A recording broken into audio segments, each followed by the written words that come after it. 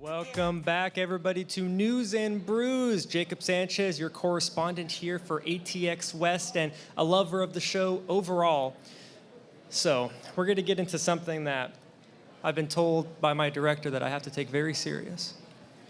Now, this may bring up some high tensions. I have a legal obligation to talk about this, to tell you the things that we are going to be discussing today. It is the ancient cage match of man versus machine, about productivity that line workers have on a daily basis, on automation and how if you're not ready for automation, it's going to bring in more problems than it solves. And who else better to talk about this with than my friend Lisa Pierce? Yes, indeed. Jacob, hello. Nailed hello. it. So I'm excited. I want to get just a quick intro from you, who you are, what you do, to the audience. Let's hear it. Sure. So I'm Lisa Pierce. I've been a packaging journalist since 1982. That is not a mistake, 40 plus years. And I have one of the best jobs in the entire world. I have been interviewing and writing about packaging for more than 40 years. I have never been bored, not even a single day in my career. And there's not a whole lot of people out there that can say it because packaging is one of the most dynamic industries. And I'm thrilled to be able to talk about it. And I know we only have a couple of minutes here, but I could go for months talking about it, just so you know. Well, I appreciate you being here today with me in the ATX West Hall, where automation and manufacturing touches all industries, all sectors. Something that I really want to get into with you, though, is production. You mentioned something that I really found interesting that I've never thought of in this way is line workers. Can you give me a little feedback on the daily struggles that line workers have in a lot of production companies when it comes to quotas, tensions, things of that nature? Yep. Output is the best measurement for productivity in any manufacturing facility. And on the packaging side of things, as more and more companies automate, I cannot stress enough how important it is to still have what I call the AI that is actual intelligence and not artificial intelligence. And that's your people, because the line workers are the ones that are going to be seeing what's happening. They're going to recognize when something's a little out of whack and make adjustments as soon as possible. So how do you keep that argument for a lot of companies that see certain line workers, well, quite frankly, they sometimes don't see them. They're those workers that take the 40-minute bathroom breaks, or that they don't show up, they take time off whenever they want, because sometimes in some manufacturing places, 3 minutes is 3 million. Yes. Not to that degree, but you know what I mean? Depending on the product, it sure could be. You're talking about a high-end pharmaceutical or some wacky cosmetic product that is big in Hollywood these days. Sure, we could be talking big money, but we're always talking big money when it comes to productivity and manufacturing. I have the pleasure of working with a gentleman called John Henry, and he's the owner of changeover.com, and he has a very simple equation on 10 minutes equals 10 whatever, depending on what it is. And I'm a word person, not a math person, so if you want more details on that, you'll have to reach out to John. But the little bit here and there makes a huge difference. So if we're talking about like automation trends, and anytime that you can improve the consistency, you're improving the quality. And anytime you can improve the quality and you can improve the output, you're probably going to be boosting sales, because quality product is what sells. What's your opinion on companies that think they need automation to just have automation? They think that it's a 1-to-1 ratio of I get automation, I get robot, that means productivity. What's your opinion on that before I jump in with mine? Okay, so I am not negative against automation. I think that it is critical these days.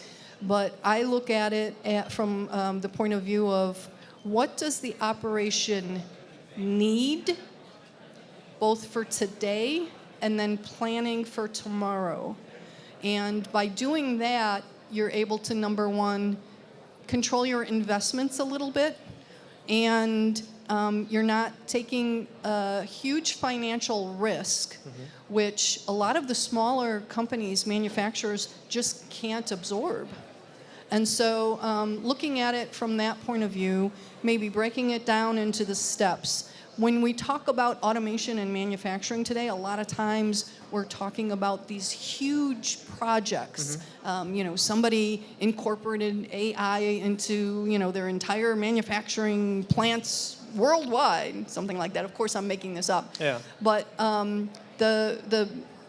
it doesn't have to be big. The smaller automation improvements are where you're going to see a lot of the improvement or the benefit.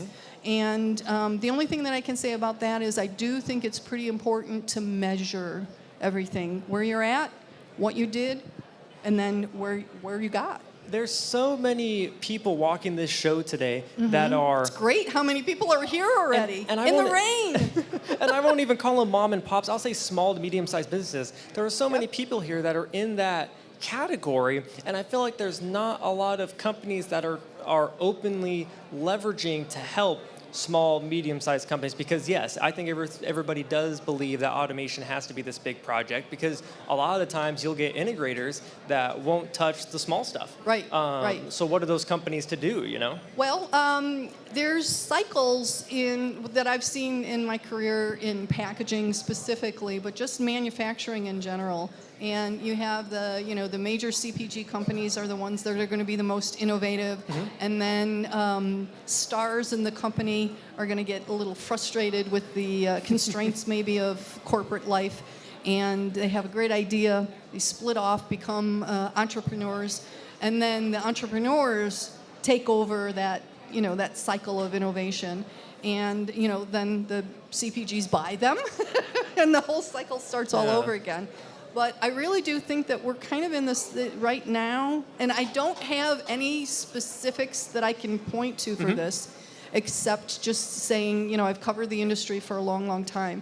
And the innovation at the brand owners I probably peaked and is a little bit on the downside here. There's still a lot of pressures on them, but I do think that we're going to be starting to see a lot more of the innovation at the entrepreneurial level, which isn't big projects, but the potential is huge.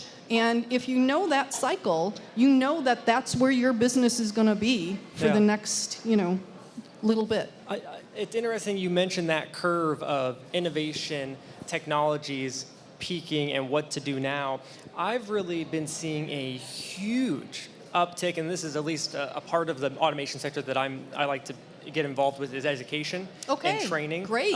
That's why when I mentioned the fact that a lot of the times when companies get involved with automation, they think it's this 1-to-1 ratio. They end up getting more problems than they bargained for, than they even started with, because they don't have the right education, training, just getting ready for the longevity of this system. They just think I'm going to get it in now, and it's going to make me money. What happens when you don't have that product anymore? What happens when you're expanding your factory? What happens when you're expanding your process and you learned nothing about this system or what it truly means to create an automation solution? I think that's going to be the next big wave that our industry is going to get hit with, and it's not going to be ready. Well, I think there are solutions out there already today that are available. You probably are familiar with this, being in the sector, and that's connected workers. The value of connecting your workers, and if you can imagine, a little bug in your ear, you're on the line, you're I have one right now. working on a packaging line, I noticed. That's why I'm bringing this up. But you're working on a packaging line, and something in your ear tells you, look at machine number 3, or go to your form fill seal machine. Your film is a little out of whack. And that with sensors on the machine, and again, this is a form of automation, but it's just a higher form of it. If you've got the worker there and you're giving the worker the information as it's happening, which is easy to do today, then you're that much far along from a productivity side of things, almost, not quite, but almost regardless of the skill level of the person. And we could talk for another week about the skills gap in manufacturing, but if you can imagine that the value of guidance, direction on the fly as it's happening, and you could do that in very simple ways, display screens, making sure that the status of machines are clear, indicator lights on the machines, things like that. But the value of having that right in someone's ear is just, to me, like exciting to see. I swear people are reading my cards today or something because You wanted to talk about this? No, this is actually foreshadowing somebody that I'm going to be interviewing Wednesday, Thursday, who knows, stick around, find out.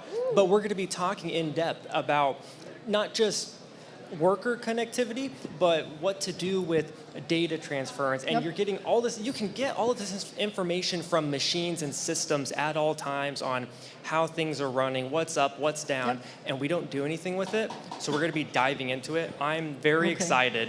Lisa. Wonderful. I appreciate all your time today. I appreciate Jacob, everything. This has been fun. Thank you. I appreciate everything you've done in our industry. This is something that is real. This is something that's affecting our industry, this man versus machine. In the plastics industry, you have plastics versus sustainability, recycling. There's so many sectors that have their issues. They have their problems. They have their stigmas. What are you going to do about it? What does your business do about it? What can we all do about it to make our industry better, to make our sectors better? And above all else, all the names and games, everything we do, what can we do to help our customers, help our consumers, help the world be better? I'm Jacob Sanchez with News and Brew, your ATX West correspondent. I'll see you later.